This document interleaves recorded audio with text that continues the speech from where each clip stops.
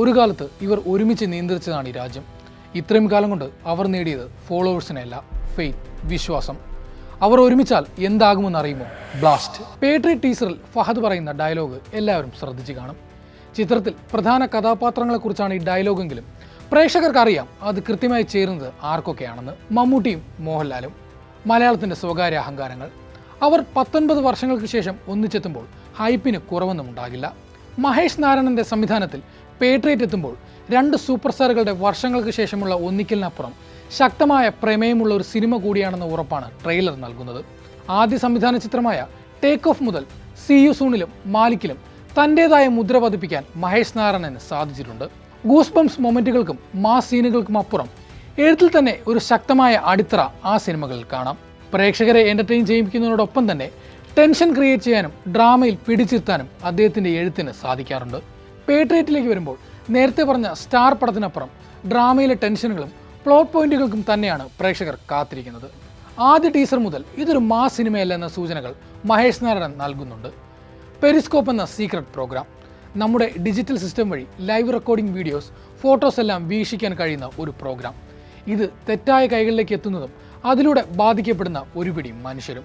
ചില real life connect തോന്നിയേക്കാവുന്ന trailer അത് നമ്മെ കൊണ്ടെത്തിക്കുന്നത് ഇസ്രായേൽ നിർമ്മിത ചാര സോഫ്റ്റ്വെയറായ പെഗസസിലേക്കാണ്. ഒരു തെളിവും അവശേഷിപ്പിക്കാതെ സ്മാർട്ട് ഫോണിനകത്ത് സമർത്ഥമായി നുഴഞ്ഞു കയറി വിവരങ്ങളെല്ലാം ചോർത്തി സ്വയം ഇല്ലാതാകുന്ന ചാവേറാണ് 2019 ഏറെ കോളിളക്കം സൃഷ്ടിച്ച പെഗസസ്. ഇസ്രായേലി കമ്പനിയായ NSO ഗ്രൂപ്പ് വികസിപ്പിച്ച ചാര പ്രോഗ്രാമാണ് പെഗസസ്. ഇതിന് സമാനമായ പശ്ചാത്തലത്തിലാണ് പേട്രിയറ്റും കഥ പറയുന്നതെന്ന സൂചനയാണ് ട്രെയിലറിലൂടെ മനസ്സിലാക്കുന്നത്. പെഗസസിലൂടെ നടന്ന സർക്കാർ സർവേലൻസിനേക്കാൾ മറ്റൊരു ദുരുപയോഗമായിരിക്കാം ഒരുപക്ഷെ ചിത്രം കാണിക്കുന്നത് എന്ന സൂചനകളും ട്രെയിലറിലൂടെ മനസ്സിലാകുന്നുണ്ട്. ഒരിക്കൽ രാജ്യം ആദരിച്ചിരുന്ന ഡാനിയൽ ജെയിംസ് എന്ന പട്ടാളക്കാരൻ പിന്നീട് അതേ രാജ്യത്തിൻ്റെ ശത്രുവായി മാറുന്നതും അയാളുടെ നിലനിൽപ്പുമാകാം സിനിമയുടെ ഇതിവൃത്തമെന്നും പേട്രിയറ്റ് ട്രെയിലർ സൂചന നൽകുന്നു. വ്ലോഗ് നമ്പർ 112 എന്ന ഡയലോഗിലൂടെ ട്രെയിലറിലേക്ക് കടന്നു വരുന്ന മമ്മൂക്കയുടെ ഡാനിയൽ ജെയിംസ് എന്ന കഥാപാത്രത്തിന് ചുറ്റിപ്പറ്റിയാണ് പേട്രിയറ്റ് സഞ്ചരിക്കുന്നതെന്നും ട്രെയിലറിലൂടെ നമുക്ക് മനസ്സിലാകുന്നുണ്ട്. ഒപ്പം ഫഹദ് ഫാസിലിനെയും കുഞ്ചാക്കോ ബോബനെയും ട്രെയിലർ കൃത്യമായി കാണിക്കുന്നുണ്ട്. ഇതിൽ ഫഹദ് വില്ലൻ വേഷത്തിലാണ് എത്തുന്നതെന്നും ട്രെയിലറിലൂടെ മനസ്സിലാകുന്നു. എന്നാൽ പതിയെ നീങ്ങുന്ന ട്രെയിലർ ടോപ്പ് ഗിയറിലാകുന്ന ഒരു മൊമെന്റ്, കൃത്യം 2-ാം മിനിറ്റിലെ ഒരു entry, somebody is helping him എന്ന ഫഹദിന്റെ ഡയലോഗിന്റെ അകമ്പടിയോടെ എത്തുന്ന the mighty L Mohanlal. Colonel Raheem Naik എന്ന പട്ടാളക്കാരനായി മോഹൻലാൽ എത്തുമ്പോൾ കിടിലൻ ആക്ഷനും സീനുകളും പഞ്ച് ഡയലോഗുകളും ആ കഥാപാത്രത്തിന് ഉണ്ടാകുമെന്ന് വ്യക്തമാണ്.